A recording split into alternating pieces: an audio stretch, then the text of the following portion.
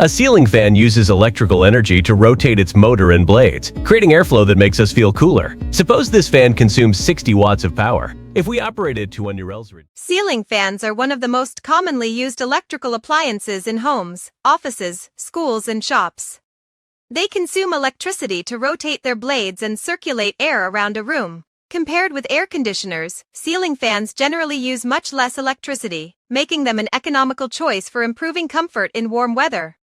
The electricity consumption of a ceiling fan depends on its motor power, operating speed, and hours of use. For example, a traditional ceiling fan rated at 70 watts and operated for 10 hours would consume about 0.7 kW of electricity, per Dalton Y. To reduce the energy consumption of ceiling fans, choose an energy-efficient model and use an appropriate speed instead of always running the fan at maximum speed.